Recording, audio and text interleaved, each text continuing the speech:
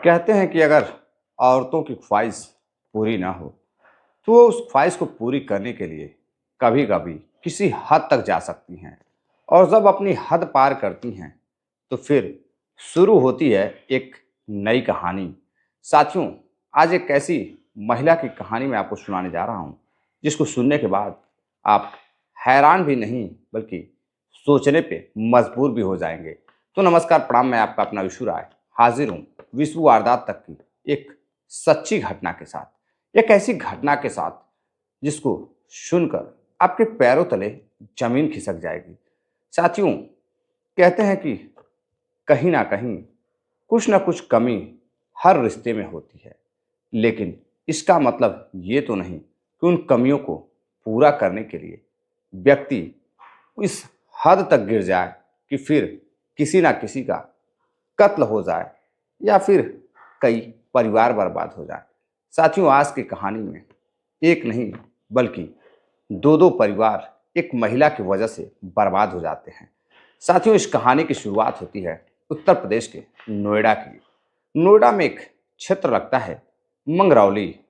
मंगरौली क्षेत्र में एक परिवार बेहद हंसता खेलता रहता है। घर में खुशियों की कोई कमी नहीं थी। ठीक ठाक पैसे रुपए भी थे। घर में माता पिता और उनका एक बेटा।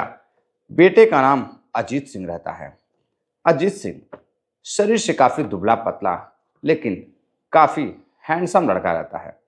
अब इधर गोरा चित्ता लड़का अजीत सिंह अपना पढ़ाई लिखाई करता है, लेकिन कहीं सफलता हाथ नहीं लगती है।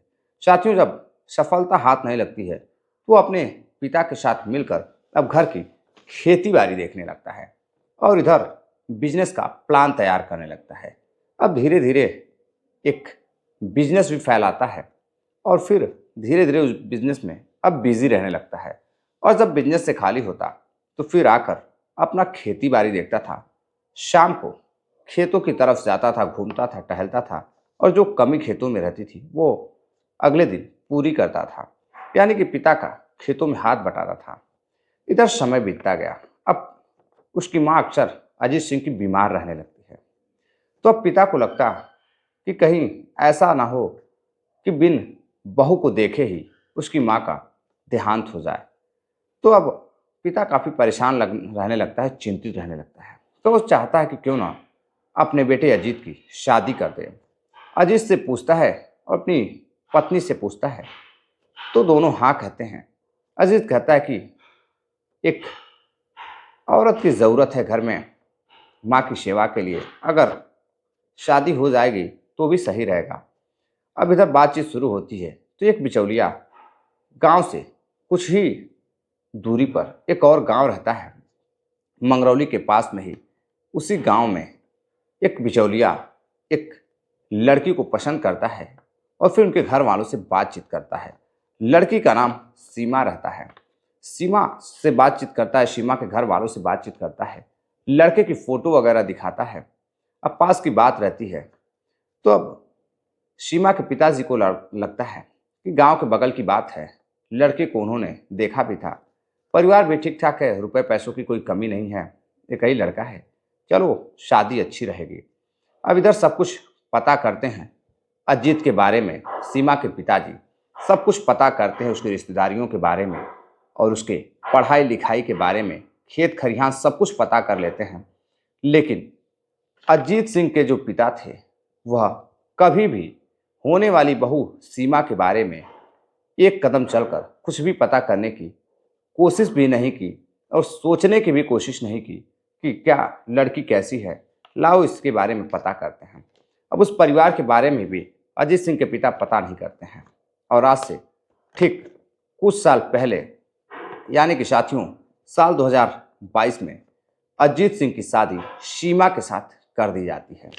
इधर सीमा भी काफ़ी खूबसूरत लड़की अजीत के साथ अपना जीवन व्यतीत करने लगती है। दोनों काफ़ी खुश रहते हैं। पति पत्नी अजीत और सीमा एक दूसरे के साथ बेहद खुश थे। सब कुछ अच्छा चल रहा था। शादी के 1 साल बाद अब वह प्रेग्नेंट होती है और फिर एक बच्चे की माँ बन जाती है। अब धीरे धीरे जिम्मेदारियां बढ़ने लगती है तो अजीत अब अपने खेतों पे कम और बिजनेस पे ज़्यादा फोकस करने लगता है। अब जिम्मेदारियों को निभाने के लिए जरूरत पड़ती थी पैसों की। अब एक बेटी भी आ चुकी थी। अब इधर सीमा अक्सर कर उसकी सास का भी देहांत हो चुका था। घर पर अकेली ही रहती थी और इधर जो ससुर थे वो रहते थे। अब इधर दिन भर फ्री रहती थी छोटी सी बच्ची के साथ, कभी बच्ची को खिलाती तो कभी फ़ोन चलाती। इसी दौरान साथियों, अजीत का जो चचेरा भाई रहता है, 9वीं क्लास में पढ़ने वाला शुभम, उम्र रहती है 15 साल, लेकिन देखने में काफ़ी हट्टा कट्टा हैंडसम नौजवान, एक जवान लड़का दिखाई देता था, भले ही उम्र 15 साल की क्यों ना हो। अब इधर वो 9वीं क्लास का लड़का अक्सर कर अपनी भाभी से मिलने के लिए उसके घर जाने लगता है। अब छुट्टियां होती हैं, छुट्टियों में जाकर अपने भाभी सीमा के पास बैठता था, बातचीत करता था। अब धीरे धीरे दोनों एक दूसरे के बातचीत करते करते एक दूसरे के साथ धीरे धीरे करीब आने लगते हैं। अब दोनों को पता ही नहीं चलता है कि कब हंसी मजाक का जो सिलसिला था, दौर था, वह दोनों का जो हंसी मजाक का सिलसिला एक ऐसी कहानी की तरफ बढ़ने लगता है कि एक दिन सीमा अपने घर पर जब अपने कमरे में थी, ससुर बाहर बैठे हुए थे। अब उनका देवर अंदर जाता है, अंदर जाने के बाद घरेलू मामला रहता है, अक्सर वो आता जाता था। जाकर घर में अपने भाभी सीमा के बच्ची को खिलाता है और खिलाने के बाद साथियों अब वहाँ जाकर अपने भाभी के पास बैठ जाता है। बैठकर बातचीत करने लगता है, हंसी मजाक चलने लगता है। अब इसी दौरान जो सीमा रहती है वो भी अब हंसी मजाक करने लगती है। हंसी मजाक करते करते जो लड़का रहता है अब अपनी भाभी के साथ छेड़खानी करने लगता है और भाभी की खूबसूरती को देखकर वह सीमा से कहता है कि भाभी, एक बार मुझे भी मौका दो, मैं भी तुम्हारा देवर हूँ। और देवर एक तरह से दूसरा पति होता है। अब ऐसे ही जैसे ही वो सीमा से कहता है, सीमा हंसती है, मुस्कुराती है और कहती है कि देखो शुभम, अभी तुम बच्चे हो, तुम में इतना दम नहीं है कि तुम ये सब कुछ कर पाओ, अभी तुम पढ़ाई पे ध्यान दो। तभी शुभम कहता है कि नहीं, मैं आपको बहुत पसंद करता हूँ, आप मुझे बहुत अच्छी लगती हैं, मेरी कोई गर्लफ्रेंड भी नहीं है, मैं आपको गर्लफ्रेंड बनाना चाहता हूँ। अब इधर सीमा को बस इतना सुनना था कि सीमा अब दरवाज़ा बंद करती है और फिर उसे एक ऐसा मौका देती है और एक ऐसी गलती करती है कि जिसके बारे में उसने कभी सोचा भी नहीं था। साथियों, अब उस बंद कमरे में दोनों आपत्तिजनक स्थिति में रंगरलियां मनाते हैं और फिर वहीं से एक और नई कहानी शुरू होती है। अब अक्सर शुभम समय पाकर उसके घर आने जाने लगता है और धीरे धीरे अब उसके फ़ोन पर कॉल से बातें करने लगता है। दोनों अब गर्लफ्रेंड और बॉयफ्रेंड की तरह रहने लगते हैं। इधर जैसे ही पति काम से बाहर जाता, अब सीमा को समय मिल जाता, जब भी फ्री होती अब शुभम को फ़ोन करती और शुभम से प्यारी प्यारी बातें करती, बिल्कुल प्रेमी प्रेमिका की तरह। अब इधर शुभम भी पढ़ाई लिखाई छोड़कर, यानी कि स्कूल जाना छोड़कर, जब भी समय मिलता था अब वह गांव के खेत खलिहान में बागीचे में जाकर बैठकर घंटों घंटों अपनी भाभी उर्फ प्रेमिका से, सीमा से बातें करता था। धीरे धीरे समय बीतता गया। अब फ़ोन से बात करते करते दोनों की हद इस कदर पार हो जाती है कि अब दोनों बैठकर नहाते हुए वीडियो, खाना बनाते हुए वीडियो, घर में कपड़े बदलते हुए वीडियो पर बात करने लगते हैं। यानी कि दोनों अब अश्लील बातें करने लगते हैं वीडियो कॉल पर और चैट भी करने लगते हैं। इधर समय बीतता गया। करीब दोनों के मोहब्बत को, सीमा और उसके चचेरे भाई यानी कि उसके देवर, चचेरे देवर की मोहब्बत को 1.5 साल गुजर जाते हैं। जैसे ही 1.5 साल गुजरता है, इधर कुछ दिनों के लिए उसकी तबीयत अजीत सिंह की, यानी कि उसके पति की, कुछ खराब होती है तो घर पर ही रहने लगता है। और जब साथियों घर पर रहने लगता है तो अक्सर कर उसका चचेरा भाई घर में आता था, उससे बातचीत करता था और घंटों घंटों उसके साथ हंसी मजाक करता था, समय व्यतीत करता था। अब यह सब कुछ देखकर अजीत को अच्छा नहीं लगता था। अजीत को जलन होती थी, चिढ़न होती थी कि उसका चचेरा भाई अपने भाभी के साथ इस तरह से, एक जो स्तर होता है देवर और भाभी का, जो रिश्ता होता है, उस रिश्ते से कहीं ऊपर उठकर वो हंसी मजाक करता था। अब इस चीज़ को अजीत बर्दाश्त नहीं कर पाता है। वो अपने पत्नी से कहता है कि देखो, ये सब सही नहीं है, एक स्तर होता है हंसी मजाक का और तुम दोनों स्तर पार कर रहे हो। एक काम करो कि सुधर जाओ, ये सब सही नहीं है। अब इधर शुभम अपने घर चला जाता है और आना जाना कम कर देता है। अब अजीत जब अपने काम पर चला जाता है तो फिर से अब शुभम घर पर आने लगता है और फिर से उसकी पत्नी के साथ समय व्यतीत करने लगता है, शारीरिक संबंध बनाने लगता है। अब दौर चलता गया। इधर सीमा भी उसके प्यार में बिल्कुल पागल हो चुकी थी, बेकरार हो चुकी थी। समय के साथ साथ बेटी भी बड़ी हो रही थी और अजीत की जिम्मेदारी भी बढ़ रही थी। उधर उसके पिता की भी तबीयत सही नहीं रहती थी, अक्सर कर खाट पे ही पड़े रहते थे। अब इधर फिर एक दिन शुभम स्कूल जाता है तो स्कूल न जाकर बागीचे में बैठकर वहाँ वीडियो कॉल करता है अपनी प्रेमिका उस भाभी सीमा को। फ़ोन करता है और फ़ोन कर बातचीत करने लगता है। कहता है, मुझे आज तुम्हारी बहुत याद आ रही है, आज स्कूल जाने का मन नहीं कर रहा है। सीमा कहती है कि एक काम करो, तुम पीछे के रास्ते से मेरे घर आ जाओ। अब इधर छुप छुपा के अपने घर वालों से शुभम उसके घर जाता है और जाकर उसके कमरे में, स्कूल का जो समय होता है शाम 4 बजे तक, उसके कमरे में रहता, अपनी प्रेमिका के साथ बातें करता, बेड पर समय व्यतीत करता और उसके बाद घर चला जाता है। अब धीरे धीरे घर वालों को भी लगता कि शुभम स्कूल न जाकर अक्सर अपने भाभी के साथ बातें करता, तो घर वाले भी उसके भाभी से कहते हैं कि इसको समझाओ, इसको बोलो कि पढ़ाई लिखाई पहले करे, भाभी से बातचीत बाद में कर लिया करेगा। अब इधर शुभम बिल्कुल फिदा हो चुका था, बेकरार रहता था सीमा के प्यार में। अब इधर एक दिन जो उसका पति रहता है दुबला पतला सा सीमा का, अजीत सिंह, वो अब धीरे धीरे शराब का नशा करने लगता है, सेवन करने लगता है। साथियों, अब अक्सर कर वो शराब के नशे में घर आता था और घर से बाहर जाता था। धीरे धीरे शराब का नशा इस कदर चढ़ता गया कि वो घर में रहता था, कौन क्या कर रहा है उसे कुछ पता नहीं चलता था और सीमा कभी रोकने की कोशिश भी नहीं की। इधर रात रात को सीमा वीडियो कॉल पर शुभम से बातें करती थी और शुभम भी सीमा से बातें करता था। वीडियो कॉल पर हर वो अश्लील हरकतें दोनों करते थे जो एक देवर भाभी के बीच में नहीं होनी चाहिए थी। एक सम्मानित बहू कभी ऐसा नहीं कर सकती है। अब दोनों इस तरह की हरकत करने लगते हैं। एक दिन दोनों वीडियो कॉल पर बातें कर रहे थे। इधर रात करीब 12 बज रहे थे। तभी जो छोटी बेटी उसकी रहती है वो जग जाती है, वो रोने लगती है, लेकिन सीमा को उसकी आवाज़ बात प्रेमी से कर रही थी तो सुनाई नहीं दे रही थी। वो प्रेमी के आगोश में, प्यार में खोई हुई थी। अब इधर जो उसका पति रहता है उसकी आंखें खुलती है तो देखता है सीमा घर में कमरे में नहीं है। वो जाकर बाहर देखता है तो वीडियो कॉल पर बातें कर रही थी। अब इधर वो देख लेता है तो अपनी पत्नी को डांट फटकार लगाता है और कहता है, ये जो तुम बातें करती हो मुझे बिल्कुल पसंद नहीं है और तुम्हारी बेटी रो रही है, तुम्हें कुछ इसका अंदाज़ा भी नहीं है, पता भी नहीं है, इतनी रात को तुम क्या बात कर रही हो। तभी वो फ़ोन कट कर देती है और वो पूछता है कौन है, तो बताती है कि वो घर वालों से बातें कर रही है, उसकी बहन घर पर आई हुई है और वो देख नहीं पाता है। अब धीरे धीरे साथियों 17 नवंबर को उसका पति घर से अजीत काम के लिए बाहर जाता है, लेकिन शाम हो जाती है वो घर नहीं लौटता है।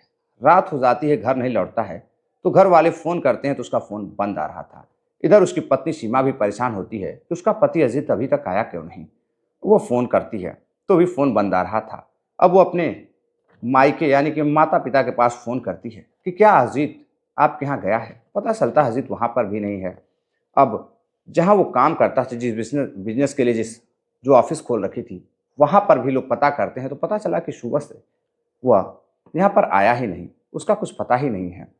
अब इधर घर वाले, पिता और उसकी पत्नी सीमा काफ़ी परेशान होते हैं।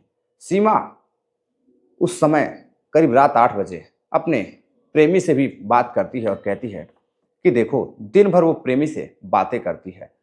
17 नवंबर साल 2024 के दिन, यानी कि रविवार के दिन, उसके बाद वो अपने प्रेमी से कहती है कि देखो, अजीत अभी तक घर नहीं आया है, वो कहाँ है, तुम उसे ढूंढ कर लाओ, मुझे काफ़ी घबराहट हो रही है, कहीं कुछ हो ना गया हो।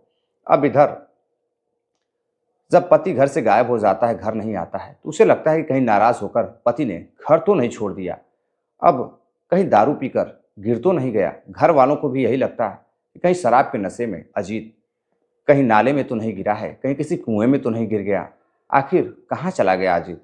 अब गांव वालों को भी पता चलता है कि अजीत तो घर से गायब है।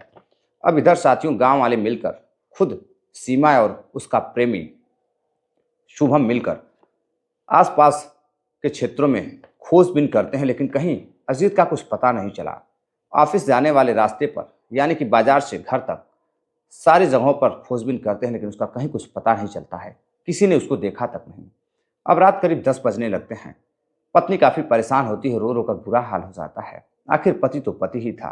अब वह परेशान होती है और फिर शुभम अपनी प्रेमिका उर्फ भाभी सीमा को लेकर बाइक पर बैठाता है और गांव के कुछ लोग भी मिलकर जाते हैं पुलिस स्टेशन। पुलिस स्टेशन साथियों जाने के बाद वहां शुभम शिकायत दर्ज कराता है अपनी भाभी प्रेमिका के साथ, सीमा के साथ, और कहता है कि साहब, मेरा जो भाई है अभी तक अजीत सिंह सुबह से घर से निकला है करीब 9 बजे, लेकिन रात हो गई है और हमने हर जगह तलाशा, लेकिन उसका कुछ पता नहीं है।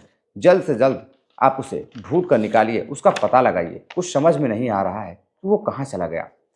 इधर पुलिस सब गांव में जाती है, लोगों से पूछताछ करती है कि वो कहाँ कहाँ जाता है। तब पता चलता है कि वो खेती बाड़ी भी करता था। और जैसे ही पुलिस खेतों की तरफ जाती है तो एक भूसा रखने वाली जगह होती है, वहीं पर वह खून से लहूलुहान हालत में उसकी बॉडी यानी कि लाश बरामद होती है। जैसे ही पुलिस को लाश मिलती है, गांव वाले भी सामने खड़े थे और देखते हैं कि यह तो अजीत की लाश है। बुरी तरह से किसी ने उस पर कई बार चाकुओं से हमला किया था और उसकी गर्दन तक कट गई थी, सर भी फटा हुआ था। पुलिस को साफ पता चल रहा था कि इसकी हत्या की गई है। उधर पुलिस उसे पोस्टमार्टम के लिए उसकी बॉडी को भेज देती है और गांव वालों से पूछताछ करती है। लेकिन साथियों इधर पुलिस को कोई भी प्रूफ नहीं मिल रहा था, कोई भी सबूत नहीं मिल रहा था कि पता चल सके कि अजीत का कत्ल किसने किया है। पुलिस काफ़ी छानबीन करती है, लेकिन कहीं कुछ पता नहीं चल रहा था। अब बार बार गांव वाले और शुभम और उसकी पत्नी मिलकर पुलिस के खिलाफ नारेबाजी भी करते, बार बार थाने में जाकर डांट फटकार भी लगाते गांव वाले कि आप लोग क्या कर रहे हैं, एक अपराधी तक नहीं पकड़ पा रहे हैं। शुभम खुद जाकर शिकायत दर्ज कराता है और दिन रात मिलकर खोजबीन करता है और पुलिस वालों पर उंगलियां भी उठा रहा था। अब इधर पुलिस काफ़ी परेशान होती है। जब कहीं से कोई क्लू नहीं मिलता है तो पुलिस को शक होता है कि कहीं उसकी पत्नी का किसी से संबंध तो नहीं है, क्यों ना आखिरी बार उसकी पत्नी पर किया जाए। अब पुलिस उसके पत्नी का यानी कि सीमा की कॉल डिटेल्स निकालती है। कॉल डिटेल्स निकालती है तो पता चलता है कि 17 नवंबर को कई बार वो घंटों घंटों तक शुभम से बातें कर रही थी और इधर वीडियो कॉल की भी बातें पता चलती हैं। अब पुलिस को शक होता है। फौरन ही पुलिस शुभम को गिरफ्तार करती है।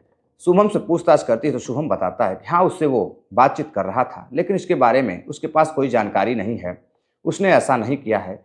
वो एक सीसीटीवी फुटेज जो मोबाइल में रहती वो भी दिखाता है कि वो सुबह से शाम तक करीब 7 बजे तक इस जगह पर मौजूद था।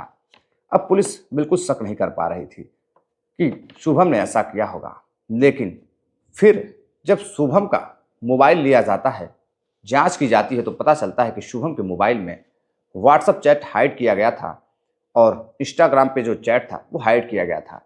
जब पुलिस उसको पूरी तरह से ओपन करती है चैट को, तो उसमें कई अश्लील वीडियो शुभम की जो प्रेमिका रहती है सीमा की, बिल्कुल अर्धनग्न अवस्था में, नग्न अवस्था में, यानी कि आपत्तिजनक वीडियो रहती है। उसे देखकर पुलिस को पूरा यकीन हो जाता है कि कहीं ना कहीं कत्ल शुभम ने ही किया है। अब शुभम और शुभम के पत्नी को शुभम और शुभम की प्रेमिका सीमा को पुलिस गिरफ्तार करती है और थाने लाती है और पूछताछ करती है। अब जब पूछताछ करती है तो शुभम पुलिस की बातों में फंस जाता है और फिर एक ऐसी हकीकत बताता है साथियों, जिसको सुनकर अजीत की पत्नी सीमा दहाड़े मारकर रोने लगती है, चीखने लगती है, चिल्लाने लगती है। शुभम बताता है कि उस दिन 17 नवंबर के करीब सुबह 10 बजे वह खेतों में बैठकर वीडियो कॉल पर जैसे ही घर से अजीत काम के लिए निकलता है, लेकिन वो काम पर ना जाकर वो अपने खेतों में गया था, खेत देखने के लिए। जैसे ही खेतों में पहुंचता है तो एक पूरा जो धान का जो कटा हुआ इस समय चल रहा है, पुरावट रहता है, वहीं बैठकर वो वीडियो कॉल पर अपनी प्रेमिका सीमा से बातें कर रहा था और पीछे से उसका चचेरा भाई यानी कि अजीत सिंह आ जाता है और अजीत सिंह छुपकर सारी इनकी बातें सुनता है और फिर वो देख लेता है कि उसकी पत्नी वीडियो कॉल पर अश्लील हरकतें कर रही है और शुभम भी अश्लील इशारे करके बातें कर रहा है। अब इस पर जैसे ही वह आवाज़ लगाता है, शुभम तुम ये क्या कर रहे हो, शुभम फ़ोन कट कर देता है। शुभम फ़ोन कट कर देता है। सीमा को कुछ पता भी नहीं चलता है कि फ़ोन क्यों कट हुआ। अब इधर शुभम और अजीत में बहस होती है और बहसबाजी इस कदर बढ़ जाती है कि साथ में शुभम ने एक चाकू भी रखा हुआ था। उसी चाकू से काफ़ी नशे में सुबह सुबह ही अजीत रहता है। वह ढंग से चल भी नहीं पा रहा था। उसकी कई बार चाकुओं से करीब 17 बार उसने उसकी पेट में, उसके गर्दन पर वार किया और उसकी हत्या कर दी। उसके बाद हत्या करने के बाद उसको वहीं छोड़कर फ़ोन बंद कर दिया और पुराविट के पास छुपाकर बॉडी को, और वहाँ से शुभम अपने घर जाता है और घर जाने के बाद खून से सने हुए कपड़े को छुपा देता है। अब साथियों, जब यह हकीकत सीमा सुनती है तो सीमा रोने लगती है। उसे अपनी गलती का एहसास होने लगता है। सीमा बार बार कह रही थी कि मैंने बहुत बड़ी ज़िंदगी में गलती कर दी शुभम से बात करके। मुझे नहीं पता था यह 15 साल का लड़का मेरे प्यार में इस कदर डूब जाएगा कि इतनी बड़ी गलती को अंजाम देगा। सीमा को पता भी नहीं चला और उसके सुहाग को उसके देवर, उसके प्रेमी शुभम ने मिनटों में ख़त्म कर दिया। साथियों, पुलिस शुभम को गिरफ्तार करती है और नाबालिग यानी कि बालगृह में सुधार के लिए भेज देती है। पुलिस का कहना है कि वह 18 से 19 साल का देखने में लग रहा है, लेकिन आधार कार्ड के हिसाब से वो 9वीं क्लास का एक स्टूडेंट है जो कि 15 साल का है। तो साथियों, ये थी पूरी कहानी। इस कहानी को सुनाने का उद्देश्य आपको जागरूक करना है, किसी को हैरान करना या परेशान करना नहीं है। कहते हैं बुरे काम का बुरा नतीजा।